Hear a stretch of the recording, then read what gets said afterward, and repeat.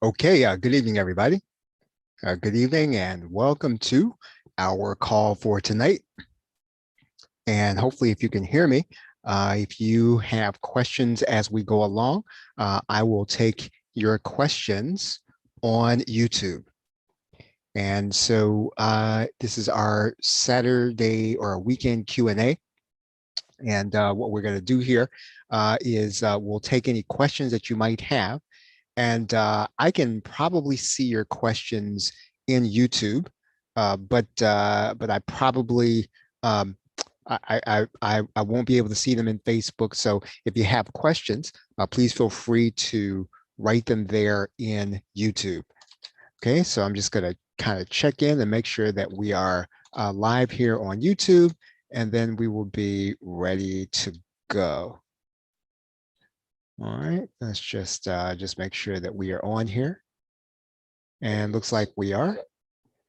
Okay, so once again, if you have questions while we go along, I'll be able to see them here in YouTube, but let's go ahead and get started. And so beyond any questions, I am going to cover a few things here. So let's kind of dive into it. Let's turn off my camera. And so one of the questions that really comes up when a person starts to use or they start to purchase PLR is where the customer is going to come from, right? So you get your you dutifully get your PLR set up. You go through the process. Maybe you post it on social media. Maybe you go and you launch it on Warrior Plus or JVZoo or someplace, and you're just kind of wondering, well, where the customer is going to come from. Who's gonna be buying this, and so that really kind of got me thinking about this whole process of how you're going to personalize your PLR before you get to that point where you're going to start looking for customers. And so basically, one of the things you want to think about is that the PLR product is not really your offer. And so you go to the market with an offer and not just with your product. And this is something that you've heard before. I want to get down into what this means when you have a PLR product as traditionally defined. And even if you've created your own information product and you're not really relying on PLR, everything that I'm going to teach in this session is still going to be true for you. And you've got to really think through the same process, even if you're not using PLR per se.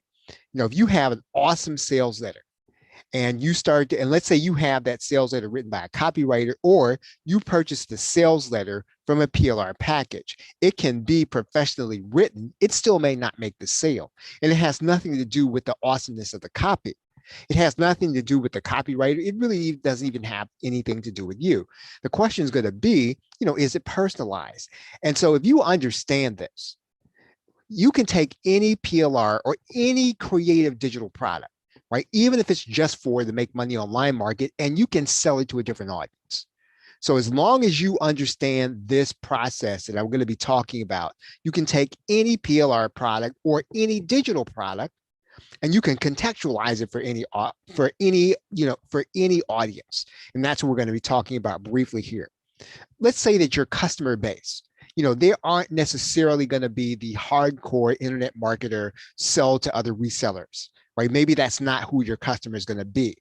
But the PLR product, and when you pull it out of the wrapping, so to speak, and you look at the sales letter and you look at some of the pieces in it, you look at it and you say, well, really, that's what that PLR product is really directed toward. That's who it's talking to. And so that really is a problem that's pretty common. And it's one that is kind of difficult to do anything about, but you can do something about it. We're going to be talking about that here in the session. So what should you do? Right? That's the question. What is it that you should do when that is the case? How do you make the sale if that happens? Right. So basically you want to know, how do you take that particular content, whether it's a PLR product that you purchased or whether it's one you created yourself or one where you had a sales letter written, how do you take that product and recontextualize it, and how do you do it without necessarily spending an inordinate amount of time or an inordinate amount of money to outsource that entire process? Step one is really to turn the PLR product itself into an offer. And so whatever you've got, whether you created it yourself or you purchased raw material that you're going to be turning into an offer, you've got to turn the product into an entire offer. So when you do this, and I'm talking specifically to PLR users right now, you cannot over focus on the sales letter and the graphics.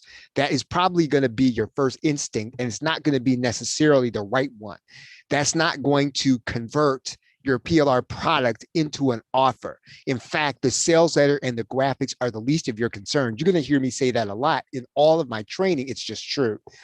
It may or may not necessarily be it may not be necessary to win over your customer. So that sales letter that you have, again, as awesome as it is, it may not be necessary to win over your customer. And I've seen this over and over again, and I'm going to talk you through this process. Marketers and resellers are the ones who like the fancy graphics, right? But the fact of the matter is, in many tests, and you'll hear a number of copywriters say this, and you'll see a number of internet marketers practice this, that when it comes to ordinary people, plain sales pages sell quite well. And it has nothing to do with the fancy graphics. It has nothing to do with other things. If you're selling to other resellers, understand something. You might have to have those fancy graphics in order to overcome all the noise and other people to hear you. But if you're selling to regular people, all of those things may or may not be necessary. And so just so that you understand that, the super glitzy and fancy, and even some of the ones that are super professional, they may or may not be necessary for you to make a particular sale. What you have to focus on over and above everything else, even if you have great graphics, even if you have a great sales letter, before you get to that point, is you must create what I call a mafia or unrefusable offer. That's what you must do. And all of that comes from a number of people who practice what I call the theory of constraints. And if you've ever heard me talk about Dr. Elihu Goldratt, he wrote a book called The Goal. And once again, I might talk about that book a lot. If you have an opportunity, you should read it. It's not necessarily about marketing, but you will then understand this process of really thinking through solving a business conflict. And really, anytime that you want to sell something to a customer that doesn't know about you, doesn't know the value of your product, doesn't necessarily have it, doesn't necessarily want it, you have a conflict. And so what you got to do is you've got to resolve their conflict so that they'll be willing to buy your product. And so anytime you've got a business problem that requires a solution of getting rid of conflict, you need to understand the theory of constraints.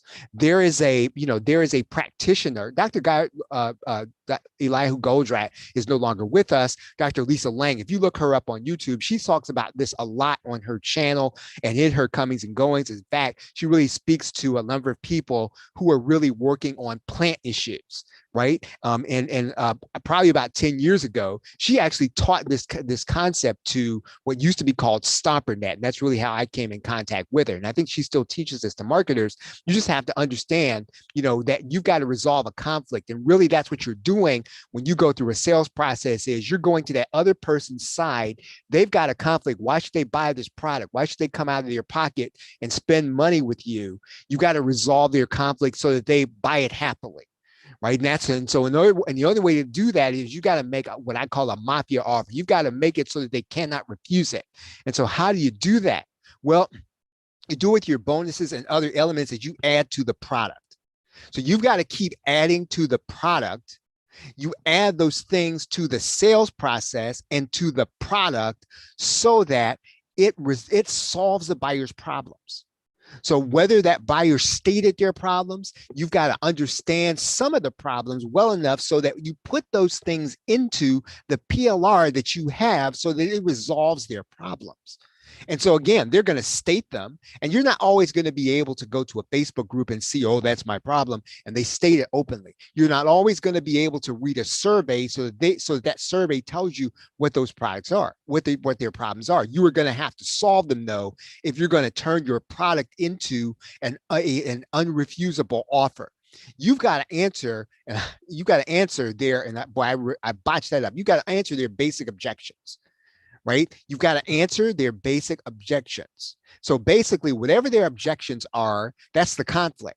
You've got to resolve that conflict. You've got to make sure there's no conflict. And in fact, your offer, when you make it, it's impossible to refuse because you have solved any potential conflict between you and them making the purchase. And so what you got to do is just think logically about it. Just think logically about what that person really needs to solve when it comes to what area your information product is really speaking to. And so again, you might need to do something in the sales process, right? It's not always putting something and making it part of the product. You may have to do something in the sales process, like you might offer, an office hour, right? You might offer a 15-minute free consultation. You may offer something in this part of the sales process that makes it impossible for them to refuse your offer. Again, don't just think I'm going to add a super cool bonus. Think about the sales process also when you're getting ready to offer whatever's in that PLR product, because you're really going to turn it into something that's going to be real. You've got to think logically about that, and you take action on it. What's going to happen is you're going to be more confident about going to the market with that product. What happens when people get PLR and they've got this PLR product, they typically don't necessarily feel confident about it because it's in the back of your mind, you're thinking, well, other people have it, right? Maybe about 200 or 300 people, they also have this product. They're going to be offering the same thing, and I'm coming to the market with this. What you've got to do is you've got to feel confident. You don't need to feel confident about the product. You need to feel confident about your offer. And so that's basically what you want to go to market with. You go to market with an offer and not necessarily worry about the product per se, right? You add value in the offer. The product is the raw material. It is the formation of the actual offer. What I want to tell you about this is there's no exact science to this, but if you try to do this, that's better than not doing it. So if you go to the market with just a PLR product, you may have trouble making the sale. And a lot of people do that. But if you go to the market with an offer, now, number one, not only are you going to be more confident, number two, you're going to be better off than if you just went to the marketplace with just the product. And so that's what you've got to really understand about using PLR, is that you are creating an entire offer. Really and truly, the content is almost incidental to your offer. When you understand this, you were trying to resolve conflict. And so what you've also got to do is you've got to put the sales message into a new context. And the way you do that is you want to look at that PLR sales letter. That also, it's not just the PLR that's raw material. It's also the PLR sales letter that's also raw material if you're smart. And I'm going to make you smart here today. Right? The PLR sales letter is raw material to any smart marketer. And by the time this session is over, you're going to be a smart marketer because you're going to understand what I'm saying. The same is going to be true with any PLR sales video that you get. So somebody gives you a sales video to use along with their PLR, that's raw material. So yeah, of course, you can put it on the sales page. You can put it out right away, right? That's what it's sold. That's what's advertised. You should be able to do that. That's what the sales letter says. You can put it up instantly. However, if you want to be confident about going to the market to make a sale, you understand that PLR sales video is your raw material to do something with. You turn the sales letter or sales video into a PowerPoint script. That's step one.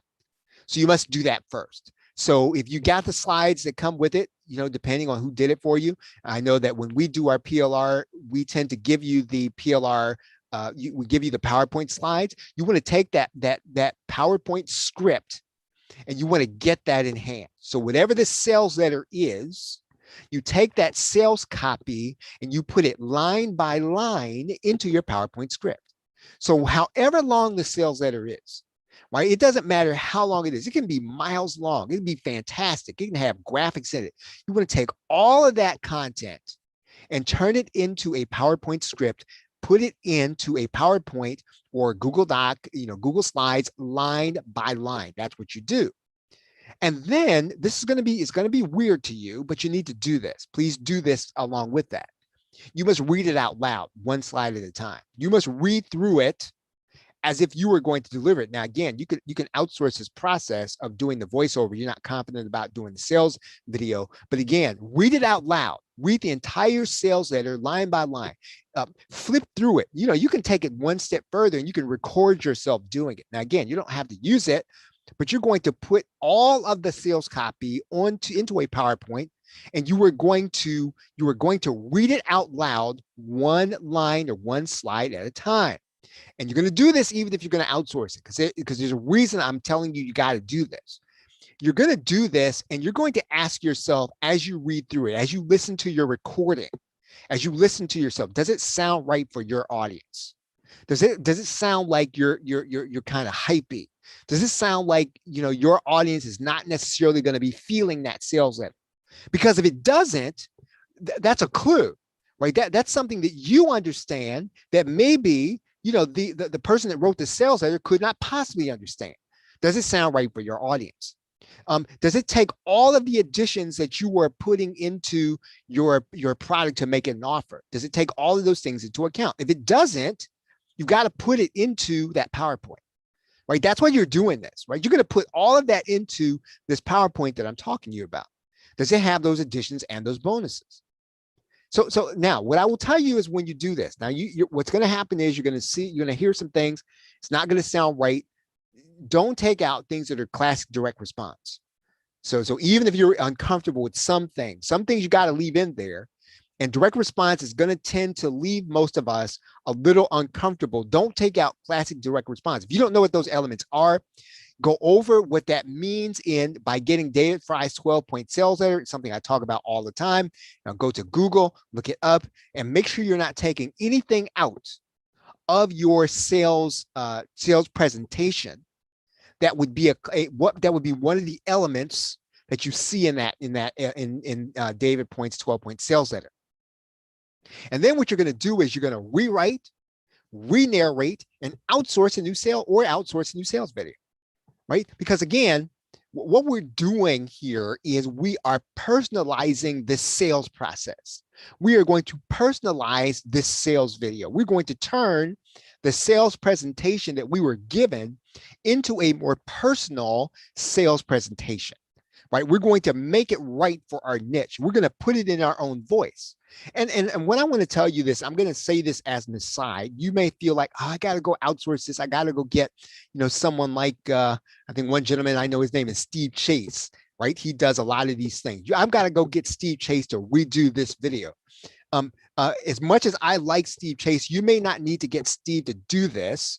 You need to read it through yourself first, and then go get Steve, right? Before you do that. And so what you want to do is you want to start thinking about, are you giving a personal presentation? Right now, if you're totally uncomfortable and you're going to stammer over it, call Steve Chase.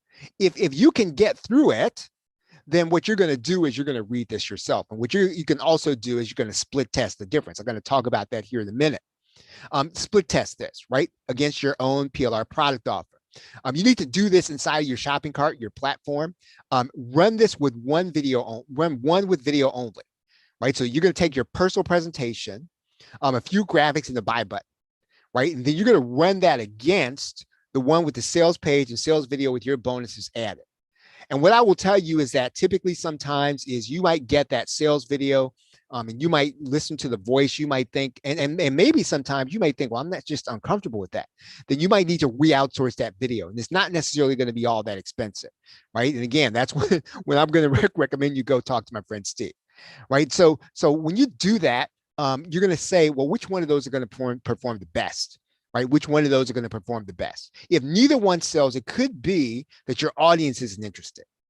So let's say that, you run the offer and nobody buys it. Your audience may not be interested. Your audience could be too small. You may not have put enough traffic to it.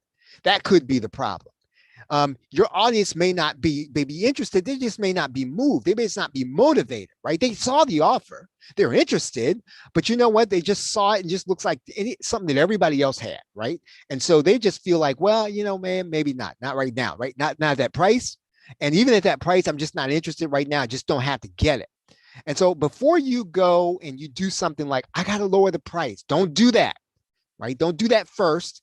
What you got to do is you got to go back to their sales presentation and you've got to solve more problems. You got to resolve more potential conflict. And again, you don't know all the conflicts that a buyer has. You don't know all the barriers between you and the buyer when they're looking at your sales presentation. You don't know all of them, But you can start thinking about all of them. And what you got to do is you've got to put things into number one, the product, and number two, your sales process to get them to buy, and think about what can you resolve that could potentially be a problem without lowering price. Right now, what you're really doing then is you are really relieving people and you are really giving them a reason to buy. So it's not about your PLR product. It's about your PLR product offer. Okay, so now if you want to get more help with how to work with your PLR, you can get that at theplrshow.com. Right, just go to theplrshow.com. We have a free PLR Academy and a daily newsletter, and you can get access to it here at theplrshow.com. We have brand new videos, and there's StreamYard PLR videos. You can get that at theplrshow.com/SYRD. Right, you can get them at it's plrshow.com/SYRD, and they are on the topic of StreamYard. Now, we're doing something really cool called Extreme 2.0, and I am basically going to create your signature product as PLR over the entire year. And but here's the kicker: you're going to have to go through the process in order to know how to teach it. And so I'm going to be taking you through 52 weeks, and you're going to have time, and they're going to be audio friendly, so you're going to be able to listen to them when you get ready. But they're going to be everything that I wish I had learned from the beginning to the end. Right, so this is going to be everything soup to nuts. It's going to help you if you are a PLR user. It's going to help you if you are a digital product creator, or even if you're a physical product creator. It really does not matter. This supersedes PLR. And so what I'm going to start by doing is giving you all of the content that you need in order to pre-sell your offers. And so I'm going to do that. And I'm going to do that on a routine basis. And so you've got enough to start there. So get with us here at Extreme 2.0. And the best way to do all of this, quite honestly, is to make sure that you're one of our ultimate insiders. You can do that at theplrshow.com/insider training. Now, if this has benefited you in any way, I'm going to ask you to give us a shout out. And you can do that at theplrshow.com/shout. And what we do there is we might use your testimonial there on our sales pages. We might use them in some of our promotional stuff, and so we just appreciate that. We just want people to know that we really are helping people with our training. Okay, everybody. So thank you very much for hanging out with us here. Appreciate you all being out here. Have a great night and a pleasant tomorrow. Take care.